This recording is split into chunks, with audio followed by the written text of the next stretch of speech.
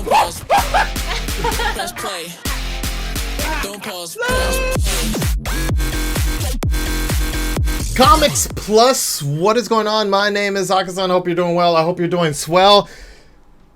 Friends shouldn't let friends watch Venom, Let There Be Carnage. That's the kind of articles that I'm reading right now. Over the weekend, Venom, Let There Be Carnage, the sequel to Venom, came out in America, and oh boy, the reviews are kind of wild here. Unfortunately, I myself won't be able to see Venom, even if I wanted to, until December 3rd, because that's when the Japanese release date is, unfortunately. But it is what it is. I've come to accept these kind of things with Japan, as long as No Way Home is not released. I mean, wait, as long as No Way Home is not delayed. Sony, please don't mix that up. I'm sorry. Please. Anyways, let's go ahead and take a look here. I just wanted to read some of these articles, because so I'm gonna take the worst article that I found, the one that made me laugh so much, and then I'm gonna go ahead and take the best one as well, or I would say the most fair article. Okay, so this first one comes from the San Francisco Chronicle. I was laughing my ass off at this review. Venom 2 should not be watched. Should be shunned. Yo, this dude, Mick LaSalle, first thing he says is, friends don't let friends see Venom, Let There Be Carnage. It's terrible in a lot of ways, which will be enumerated, and it won't be remembered past next Tuesday. Damn. To be fair, he has a point, because the only thing I've been hearing about Venom, Let There Be Carnage is the end credits.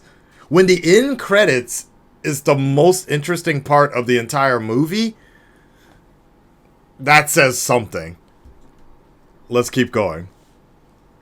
But if it were remembered, it would be remembered for hitting the trifecta. It's the worst Tom Hardy movie ever made. It's the worst Woody Harrelson movie ever made.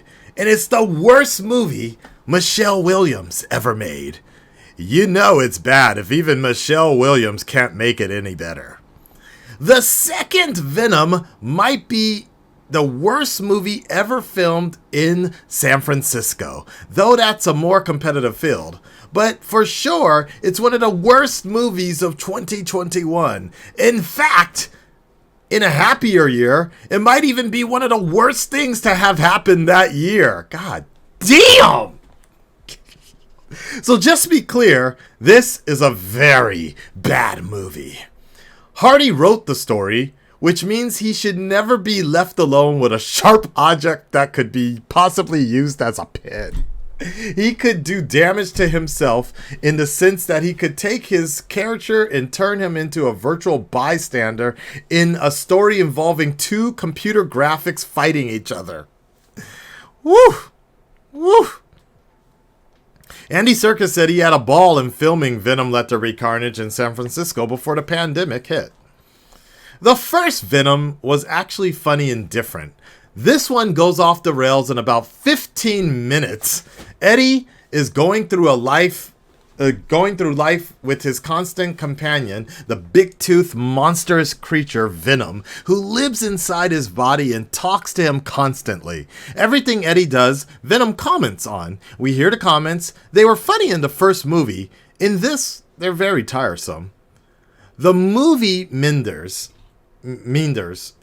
It goes a long while without revealing its story. It eats up time with set pieces involving Eddie and Venom in their domestic life. These set pieces are not amusing. They're not clever. They're desperate. The filmmakers have next to no story, and they need to fill up time.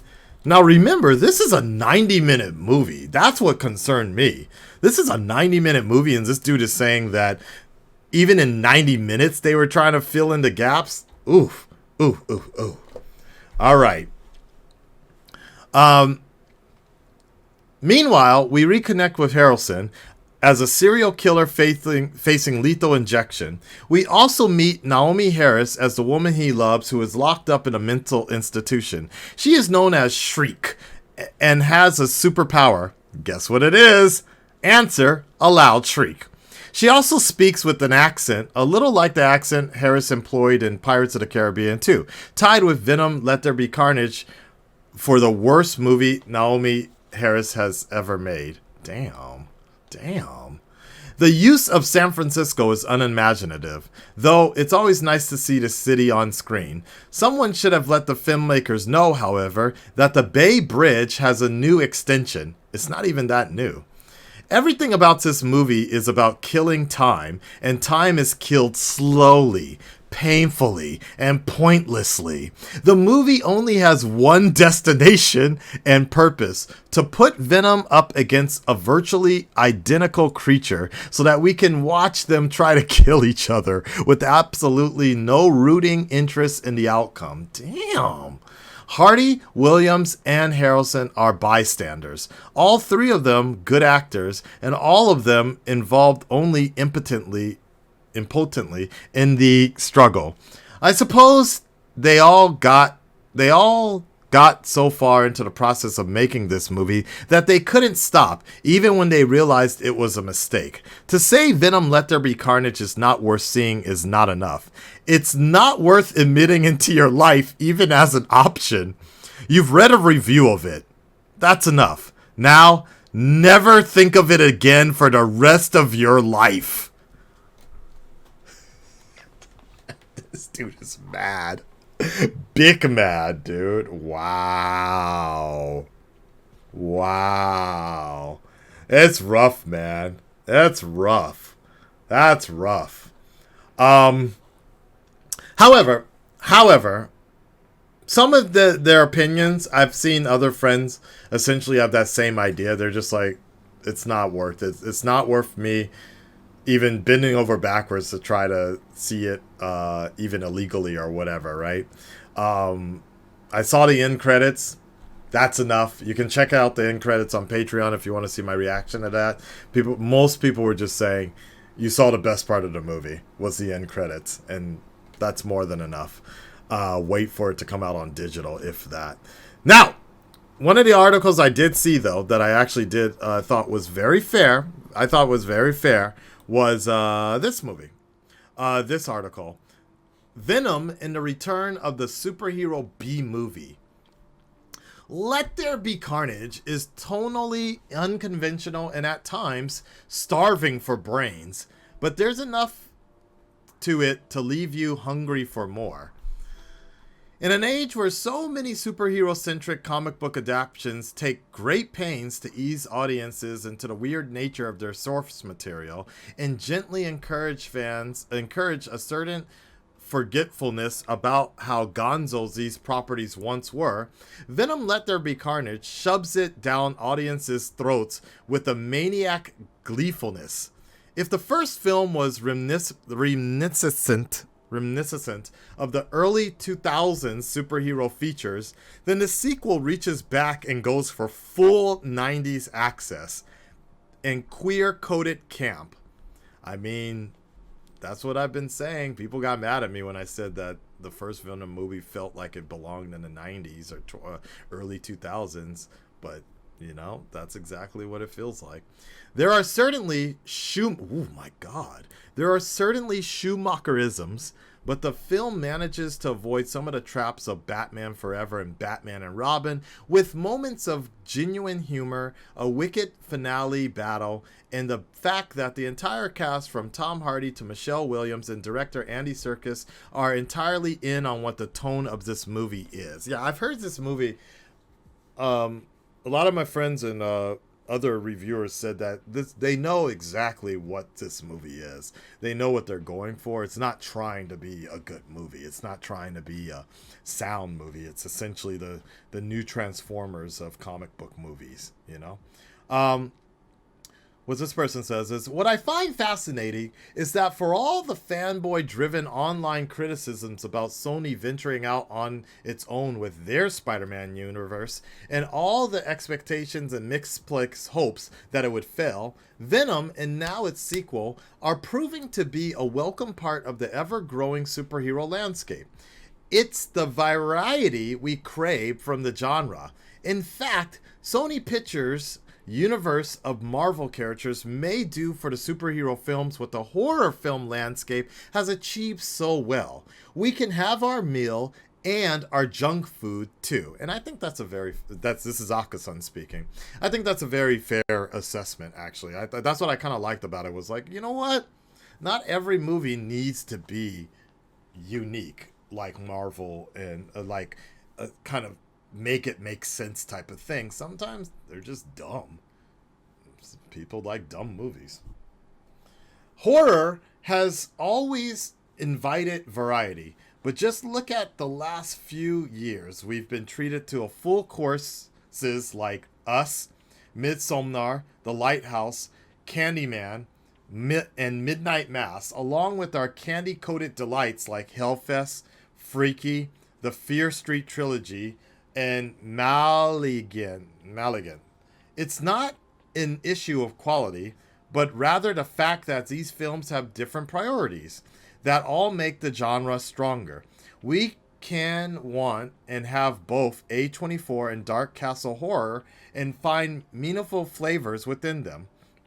Along that same line of thinking, Venom, Let There Be Carnage, is like a Snickers bar instead of a full meal like Zack Snyder's Justice League or Shang-Chi and the Legend of the Ten Rings.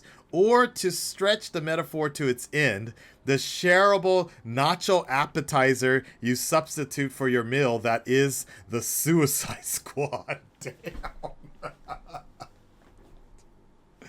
Woo! The campiness of Venom, Let There Be Carnage, is a win because the superhero landscape is so populated by movies that, even with frequent doses of comedy, take themselves seriously.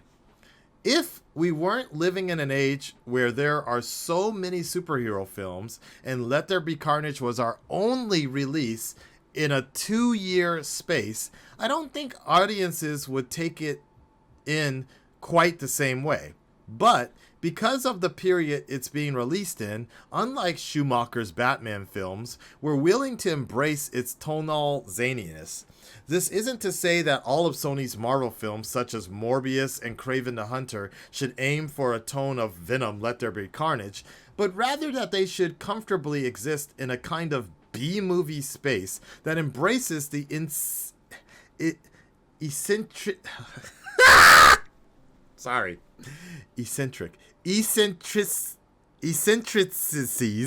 of its filmmakers and actors. English is hard.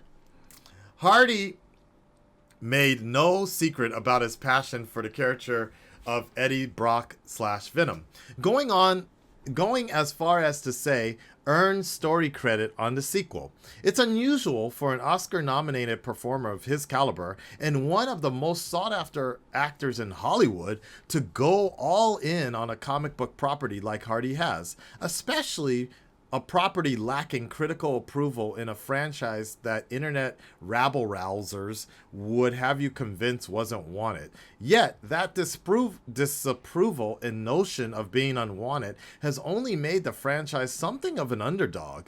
As much as any superhero movie can realistically be called an underdog, of course.